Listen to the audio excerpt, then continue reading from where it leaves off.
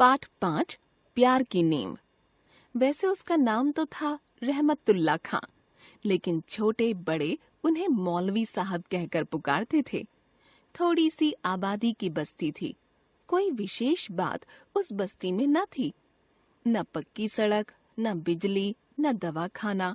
फिर भी मौलवी साहब को उस गांव से बड़ा लगाव था, कारण कि उनका जन्म वहीं हुआ था और वहीं की मिट्टी में खेल कूद कर वे बड़े हुए थे। धीरे धीरे बरसों बीत गए। इस बीच मौलवी साहब की बीवी चल बसी और करीम की यादगार के नजदीक ही उन्होंने एक छोटा सा स्मारक फातिमा बेगम के लिए बनवा दिया। कुछ और बरस इस तरह बीते और मौलवी साहब के सिर और दाढ़ी मूंछ के बाल सन जैसे सफेद हो गए। अचानक देश में सांप्रदायिकता की आग धधक उठी। चारों ओर मार काट और लूटपाट के दृश्य दिखने लगे। हर जगह भय और आतंक छा गया।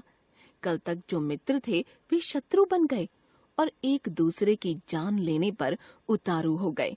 एक रोज रात को मौलवी साहब खा पीकर चारपाई पर बैठे हुक्का पी रहे थे कि मुखिया का लड़का आया। मौलवी साहब ने सहज भाव से पूछा, क्या बात है बेटा देवी? क्यों बेटे? मौलवी साहब ने शांत स्वर में पूछा। मैं आपसे हाथ जोड़ता हूँ मौलवी साहब, आप आज ही चले जाइए। मैं आपसे क्या कहूँ, आज गिरधारी, लीला और पंचम सलाह कर रहे थे कि। क्या सलाह कर रहे थे? देवी के चुप हो जाने पर मौलवी साहब ने पूछा। कहते थे एक दिन रात को मौलवी साहब के घर धावा बोल दो और उन्हें। देवी ने बहुतेरी मिन्नत की, लेकिन मौलवी साहब राजी न हुए। साफ कह दिया, मुसीबत से डरकर कायर भागते हैं। जिसकी जिंदगी की इमारत प्यार की नींव पर खड़ी हुई है, उसे डरने की जरूरत नहीं है। रात को मौलवी साहब देर तक मोहम्मद साहब की जीवनी पढ़ते रहे। इतने में दरवाजे पर आहट हुई। वे चुपचाप लेटे रहे।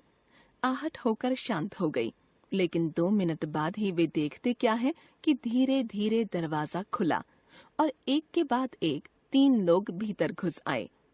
चांदनी की रोशनी में मौलवी साहब को पहचानते देर न लगी कि आगे गिरधारी है और वह धीरे धीरे कदम बढ़ाता उनकी चारपाई की ओर बढ़ा चला आ रहा है। मौलवी साहब ज्यों के त्यों लेटे रहे।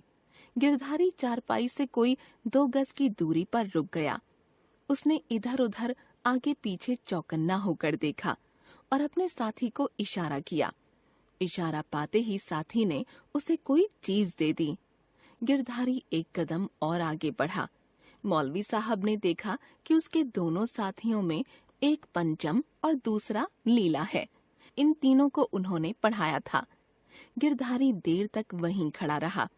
वह न आगे बढ़ता था न पीछे हटता था, मूर्ति की भांति खड़ा था। उसे इस अवस्था में मौलवी साहब देर तक न देख सके। वे बोल पड़े, बेटा गिरधारी, क्या सोच रहे हो? आगे क्यों नहीं बढ़ते? गिरधारी को काटो तो खून नहीं। मौलवी साहब उठकर बैठ गए। बोले, बेटा आते क्यों नहीं? जो तुम्हें करना है कर लो। मैं तुम्हें रोकूं या कुछ भी कहूं तो अल्लाह मुझे दोज़ख में भी जगह ना दे। अरे पंचम और लीला, इतनी दूरी पर क्यों खड़े हो? आगे आओ बेटा और गिरधारी की मदद करो।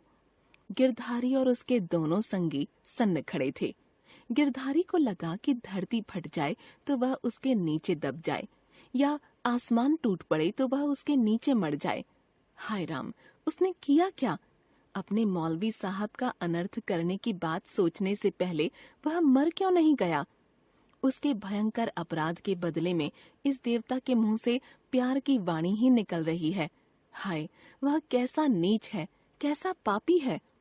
मौलवी साहब ने अत्यंत सरल भाव से कहा, गिरधारी, मुझे तो वह दिन याद है जब तुम मेरी गोद में खेले थे और मैंने तुम्हें अपना करीम मानकर पढ़ाया था।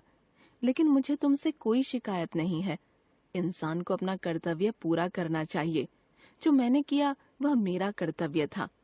बेटे, तुम मेरे प्यारे हो और वैसा मानकर मेरे दिल से तुम्हारे लिए सदा असीस ही निकलेगी।